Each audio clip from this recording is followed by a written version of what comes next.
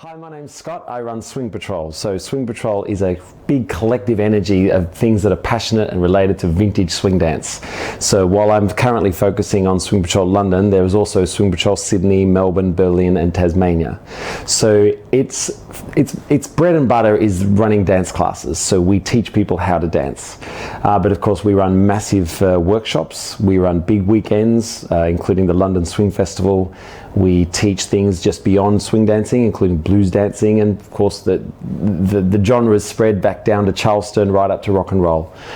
So it's a great team. I have a teaching team. We have performance troops, so they go and perform around at corporate gigs on the weekend and things like that. So it's a great collective energy, and that's who Swing Patrol is.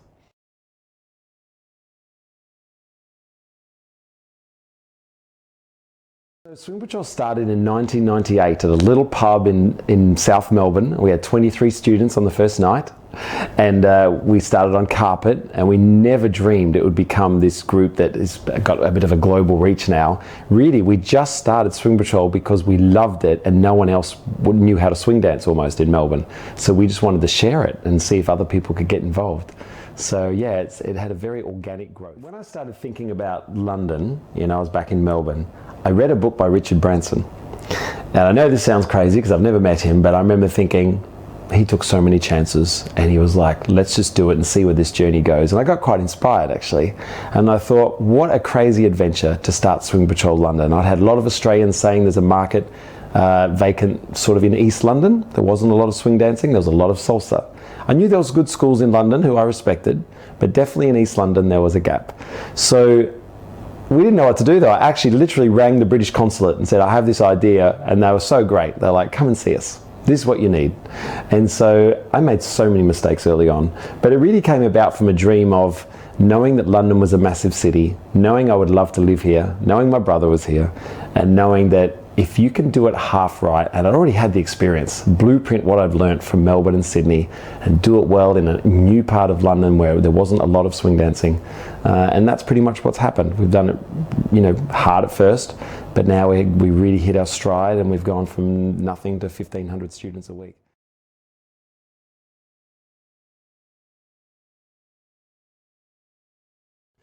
My approach to risk is based on an article I read once of all these old people and what they're interviewed about when they're 90 plus. And their biggest thing, their biggest regret in life is that they didn't take more risks. And I couldn't get that out of my head because I was a commercial banker. I could have easily, sat in a nice corporate life, had a nice corporate car. And I remember thinking, I've never taken a risk in my life. I've got my graduate diploma of banking and finance, gone into banking, and it was all very easy really, but I was bored. Really, I wanted to make a difference. And so it was a massive leap of faith. Could you imagine my father, the phone call when I told him I was starting a swing dancing school and leaving my banking and finance career? And he's my best mate, but it was hard for him to hear. I go, what are you doing? So yeah, I have loved the risks I've taken. I want to turn 90 one day and not have any regrets. And no doubt there's moments where it's hard and you're like, wow, I could have had a really cushy life if I'd stayed in banking perhaps.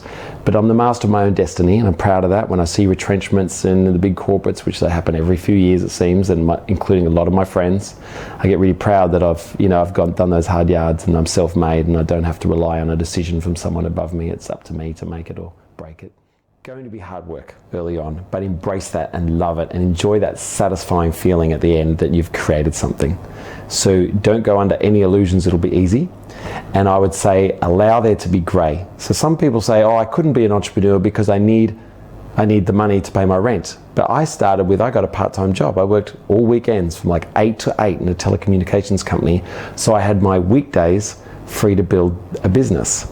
So all I knew is I needed a little bit of pocket money to pay for food and so forth, and my rent. So remember, there's a grey in being an entrepreneur. You don't have to just walk away from everything and take the massive risk that people think there is, but just start slowly. So what drives me about Swing Patrol is I have a genuine love for the dance. And if I didn't have that, I shouldn't be the head of Swing Patrol, because at the end of the day, it's a wonderful old vintage art form. So I think if you're going to get involved in something, you need to be passionate about it. I still love going dancing. I still love watching dancers. I still love the music. My favorite genre, naturally, is swing music. So I think whatever someone gets into, they have to be fervent and passionate about it. I'm passionate about building the business, of course. I love it. It's like my baby. So I focus on it and I enjoy enjoy seeing where it can go. So when we started Swing Patrol, we had nothing. We just sort of started really grassroots. So our flyers were the cheapest paper, the most poorly printed things you can imagine. We'd put them in letterboxes. That's why we started teaching on carpet, because we were offered this room that didn't charge us rent. And we started really slowly because we both didn't really have any money to put into a business. And of course, as we built up and it grew really quickly, it surprised us even. We put some aside, and then we were able to buy sound equipment and so forth, and some uniforms for troop members, and sort of build from the grassroots. So no, when I came to London, I had about £3,000, and we almost blew it overnight as if we were gambling. I put it into print media. And of course, I was quite naive on how London worked, and it just disappeared. It got swallowed up. And I remember thinking, how on earth is London ever going to know about Swing Patrol? Because, you could easily spend £1,000 on print media and it's gone the next day, and you're not really sure if it had any impact. So I sort of think, no, we've never really had investment until Deborah Meaden.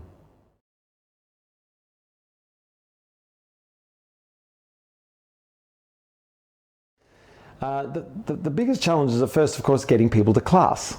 So you think you have this amazing thing and you do a great product, but of course, and you might be a great dancer and you might even be a good teacher, but if you can't get people into your classes, it's not going to grow. So we had a real challenge of trying to show a city that this is the coolest thing that you should do in an evening. So that's the first challenge for Swing Patrol, just getting people into classes. Getting people to classes has required hard work. So early days Swing Patrol, we would set each other goals. So I had a business partner, Claudia, who still runs Swing Patrol Australia, and we would literally give each other 3,000 flyers on a Saturday, and we'd say, right, we are not going out dancing until we've individually put these flyers in letterboxes. Now today, moving 15 years later, we pay people to do that, and we pay people to be outside tube stops. But I never take it for granted, because I've done it myself for hours and hours. And I've also, it's so satisfying, because someone fills in a form when they come to class, and we always ask them how they came, and they say, oh, I got a flyer in a letterbox. And that, we feel great that our hard work has resulted in someone, seeing this great art form that we love. So yeah, early on, we just literally, there's a lot of grafting, but it's not one thing, it's a whole bunch of things. That's one way of doing it. It's a visual dance. So I fell in love with swing dancing because I saw it. I saw it at Disneyland, and I saw it at a big New Year's Eve event in Washington, DC. So we've danced outside tube stops, we've danced at charities, we've danced at all sorts of things. And of course, it's that visual enjoyment with the music and the movement of the dance that has created an interest in swing dancing.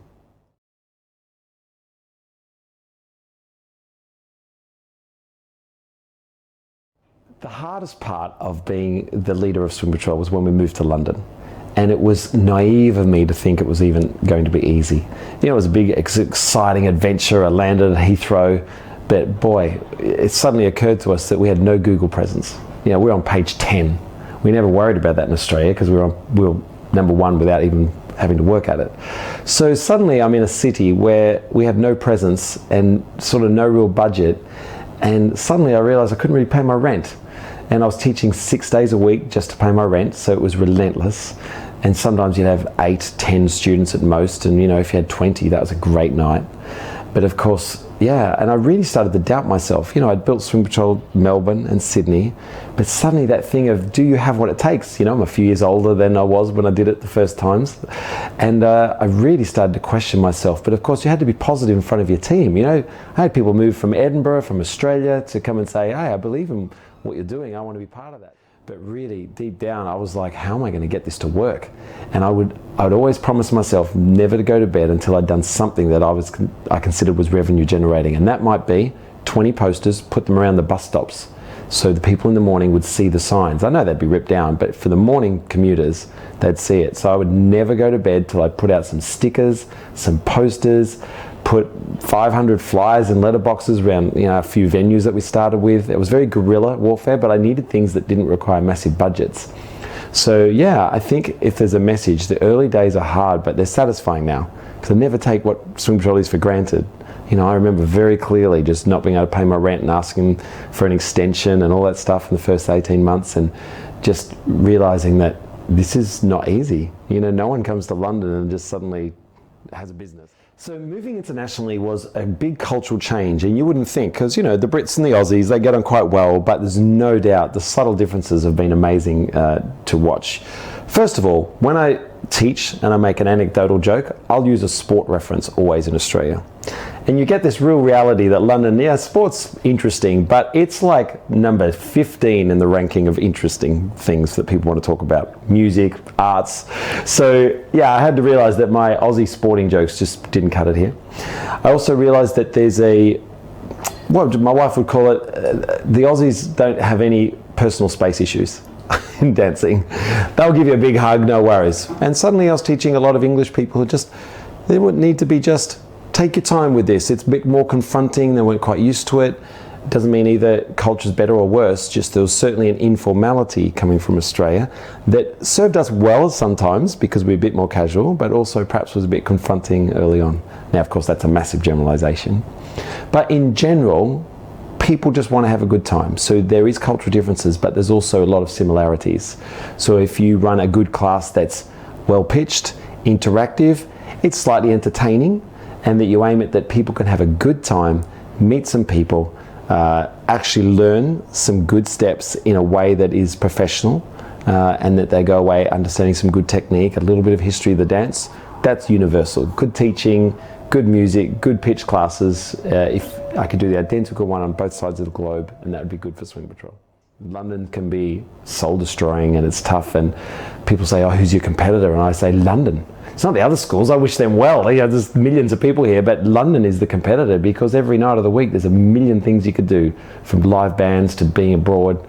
And I was always amazed. Students are like, that was the best class ever. Yeah, I'll be back in 4 weeks because I've got this.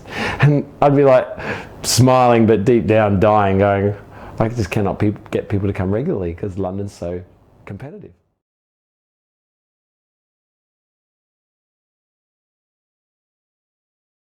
So we were quite smart. We started doing things that, like, we would say to them, I was religious about collecting email addresses. Now, not everyone does that at all, but I tell my team today that they're worth £10 to Swing Patrol as a business. Now, I only heard that as a seminar. I can't possibly measure it or anything like that, but it was something a hook. So every week, my teaching team send the email addresses in. I now have 10,000 email addresses. So I have the ability to communicate through newsletters and so forth. And we also would collect those email addresses because people are reluctant.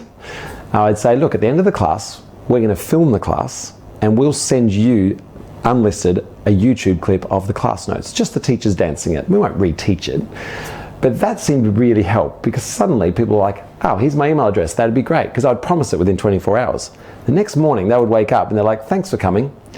Here's your notes from last night, and here's the 2 teachers dancing the notes. And by the way, we're back this week, we've got a social event on.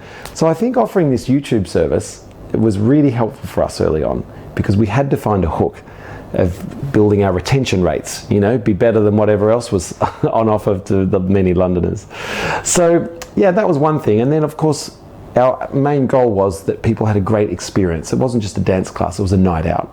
So we got them interacting. We taught in pubs and clubs, so we'd have a beer with them afterwards. Not too many, but we'd have a cheeky ale on a Monday night, which helped the venue as well, so they didn't kick us out. That's another big problem for dance classes globally. People don't buy drinks, so the venues don't have the patience with us.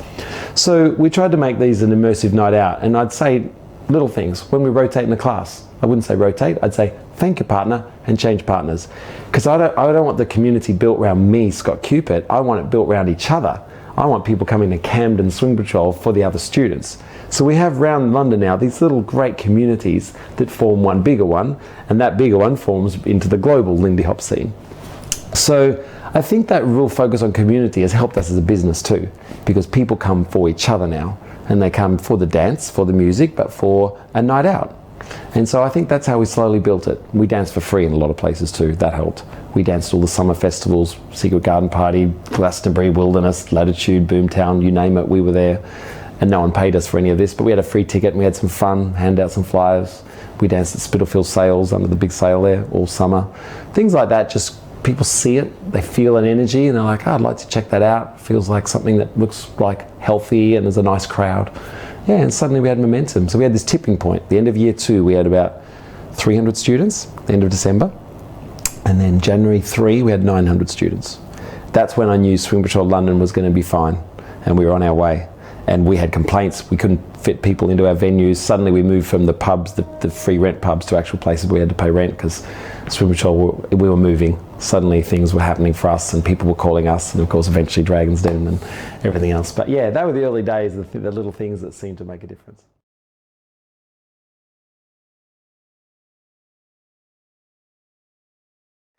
I have a business partner that runs Swing Patrol Australia. I have an investor in London named Deborah Meaden, after going on Dragon's Den. So we all play our different roles. Claudia, when I first met Claudia was the dance teacher, and I was like the passionate guy that would get people to class, and I was a musician and I love swing music. I grew up playing the saxophone in gospel big bands and so forth. So we had this collective skill to drive and build Swing Patrol. We had very different skill sets. We still have very different skill sets today, and I think that's been a good compliment for us. Having Deborah involved has increased Swing Patrol's brand like you cannot imagine, of course, and being on TV and the BBC has really helped us. So those two relationships have been really great for Swing Patrol. The one thing I missed, when I started Swing Patrol London, both Claudia and I didn't have a bouncing board. In terms of sometimes making good decisions, you need someone else to go, well, that's not a bad decision, but how about we shave this part of your plan and so forth. So now that Claudia just runs Swing Patrol Australia, she doesn't have me to bounce suggestions off all the time, and I don't have her, and I really missed that the first few years, and I felt like we both made mistakes without the complementing opposite skill set. So that's been a big challenge for us, because I now run almost exclusively, I make all the decisions, it's empowering decisions, but with my team in London. Claudia looks after Australia, and I think without the other director, sometimes that was quite hard for us at first.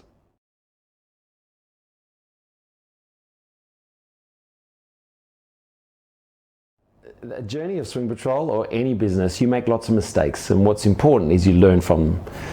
The one that pops into my head is New Year's Eve a few years ago, because it's such a unique animal, and we ran an event that almost broke us. And on New Year's Eve, everybody charges so much more, $120 or pounds, depending where you are. And of course, every waiter, every musician needs 3 times the amount. So we ran an event where we got a bit cocky, because everything at that point was a sellout event. Swing Patrol, anything we touched was gold. So we put on a big New Year's Eve event, but we charged 4 times what we usually would charge, just because that was the venue and everything was that much. We hardly could sell a ticket. We realized that our database were the young sort of uni students and young dancers who didn't have that budget. So what happened was I went up to so many people privately and said, look, you've been really great for us this year, here's a free ticket. No one knew on the night, because I made sure the room was full because I was too proud, but we lost thousands. We lost more money than we'd ever could have imagined, and it blew our budget for about 2 years, and we had to take a loan out, and it really hurt us. But the positive was, Claudia and I sat there and said, let this be a lesson to us, that our due diligence, we lost our way for a bit there and we got a bit cocky. It'll be fine, let's not think about it. So it was a great lesson that I never will forget. And this was 10 years ago, and only once since then have we dared to do a New Year's Eve event. We sort of had this rule that we will never touch New Year's Eve. We touched it once in a small way since, but generally we fear it still and respect it. So yeah, we've run lots of mistakes, and that's a classic one.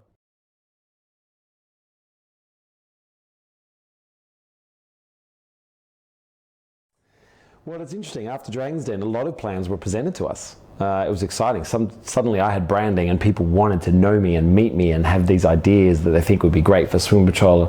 One thing I'm fiercely passionate about is it must be nothing that affects the community feel we have at Swing Patrol, and we really foster that, and it's really important to me personally. So some of the ideas are interesting, but I can't see how they could correlate and match without sacrificing that standard of community that I love pushing. And if I got to the day where I wasn't enjoying what I did, obviously, I'd probably walk away from it or try something else. So you ask, where are we going to take Swing Patrol? Yeah, we have all these plans on the table, and it's up to us. I have to meet with Deborah. We meet her every 2 months as the investor. So I'll go through this with Deborah and my team, our strategic team, and we'll slowly sort of look at them all and decide where to take Swing Patrol next. Because I'm really keen for the community, my dancers, my teachers, to always have something interesting. It's very easy to be stale, I think. Even our community, they need to have new venues and enticing new dancers and things, new teachers and new exciting evenings. So yeah, to stay fresh is a real challenge for us, especially as we're probably one of the market leaders now. So it's very easy to be watched and people do the same thing as us. So you've got to come up and be innovative again. We all have a different role at Swing Patrol. My role is the cool new stuff. What are we going to do? Are we going to do a Guinness Book of Records world-breaking Charleston somewhere to get all the students excited? Are we going to try and approach the people at Wembley? So, because I know we could put 1,000 dancers on Wembley Stadium. There's all sorts of fun things we can do, as well as perhaps, fitness programs and things that pay the bills. But getting that balance right, I guess that's my job.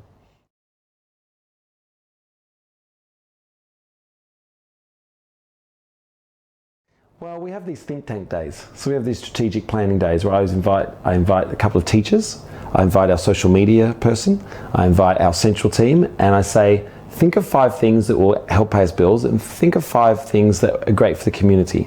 When I say things like the community, we have dancers. Maybe we need a cake team, a cake baking team, where so if it's someone's birthday, there's always a cake on hand. Those things that are actually, they're not paying bills, but they're so important to the fabric of what we do and who we are. And then there's those things where, well, you've got to pay your bills, and that are a bit more like teaching in schools. There's a two-edged thing with that. One of the biggest challenges is we don't have our own studio in London. So it's a massive cost on our, asset and liability, on our revenues. The rentals around London are brutal. We've got the London Swing Festival this weekend. The rents will be £20,000. Imagine converting that as an Australian. So imagine if we had our own property where we could have troop rehearsals and we could teach them, we could use it during the day for daytime private lessons and so forth. So that was my pitch when I went on Dragon's Den, but they didn't like the idea. Now, either I didn't have enough time to explain it properly, or I mentioned alcohol, but it just all went wrong.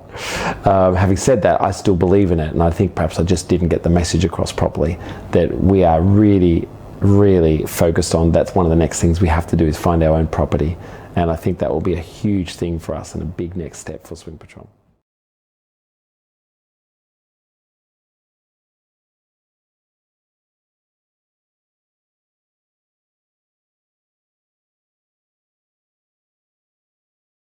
It's funny being called an entrepreneur. I never thought of myself that, but there's no doubt that I've seen myself now as the leadership of a group is so vital.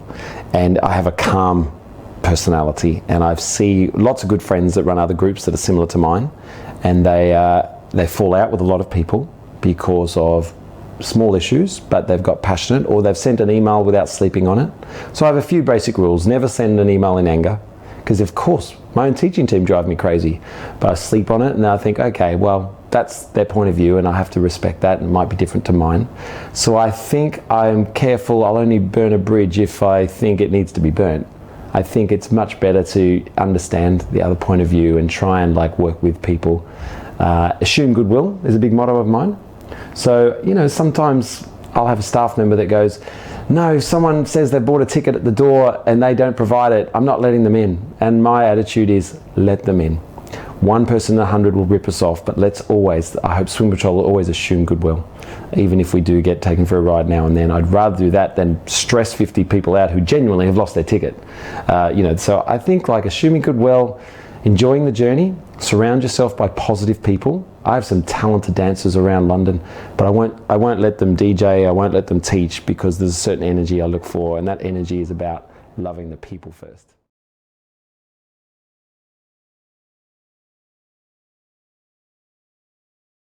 I think the key to being a good leader and entrepreneur is how you manage people.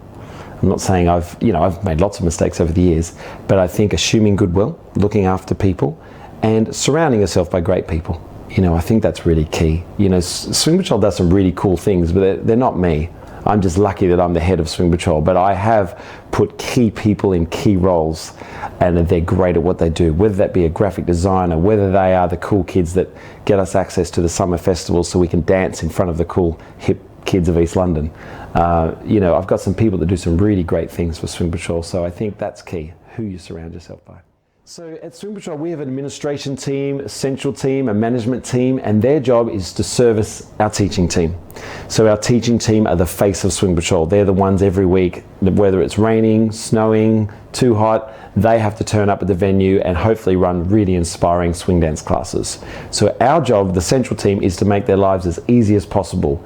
So administratively, emails, all those things, booking, paying rent, all that stuff. So yeah, and we have strategic planning days. So this team are a great team, and and they're not yes people too. And I think that's really important. And one thing that's saved me, I think, and been integral in the growth of Swing Patrol is people challenging me, including my wife, going, are you sure about this? This doesn't seem right. I feel like you've missed the mark in making this decision, and me listening to my team around me. So yeah, I have some strong personalities around me, but I think that's good for me because, you know, you make, as an entrepreneur, as a leader, you'll make 1,000 decisions a week.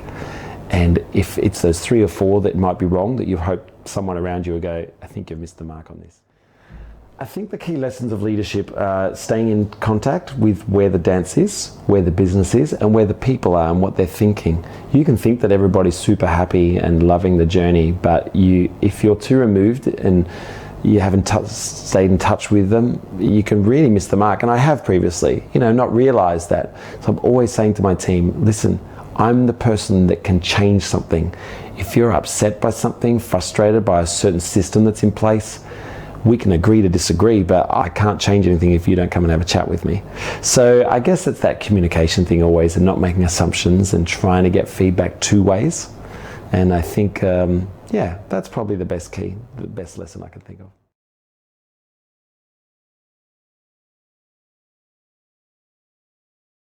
So running my own business is full of surprises, and certainly you never quite know where a week will take you. And I feel for my team suddenly. Sometimes there'll be a priority and something else comes over the top of it. So it's that ability to move and shake and be able to make good decisions in terms of what is the most important thing to work on today. Because you could choose 1,000 ways. Do we teach in schools? Do we focus on teaching in colleges? Do we focus on getting corporate gigs? We simply can't do it all. So we have to make good decisions so we're not surprised that we've missed the boat on something. But yeah, I'm always surprised by, I don't know, the great things that come around actually. I'm surprised in a good way that some movie will come out and they want swing dancers to audition, or I think it's just amazing that we've had the chance to dance at Buckingham Palace and things like that. These things just come out of the blue, and usually we're given no notice, and there's some of the highlights, there's some of the best things we could do. But usually, yeah, they come just so spontaneously out of nowhere.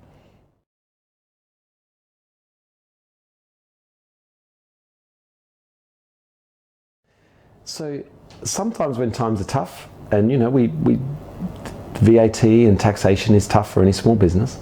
Sometimes I have that thing of, wow, I gave up a banking career, and till this day, I've never really earned the salary from my banking days.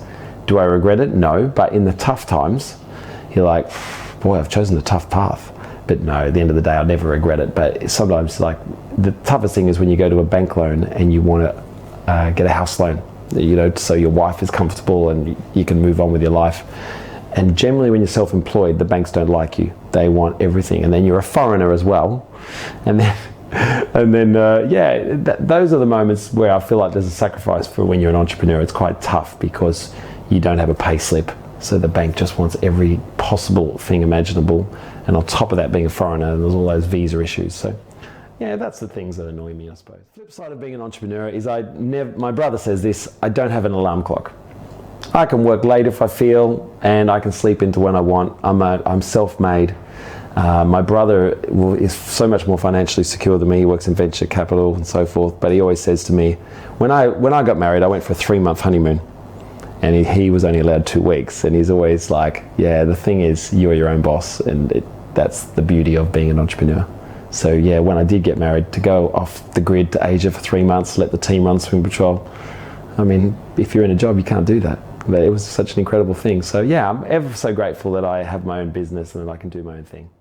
So looking back, when I think about all the lessons learned and the mistakes made, I wish I'd sort of sought more advice perhaps from mentors. It's only in the last 3 or 4 years that I've become obsessed by reading books by other people that have done really cool things on a bigger scale in wine industry and other things, and I find them absorbing. Like, I'm like, wow, that's amazing, I wish I'd thought of that.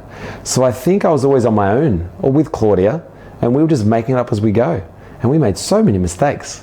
So I think, you know, even though I read like Richard Branson's books, there's so many more out there. There's some really great resources, and I wish I'd used all that knowledge that already existed instead of learning the hard way sometimes. That's the advice I'd give to some new people wanting to be entrepreneurs.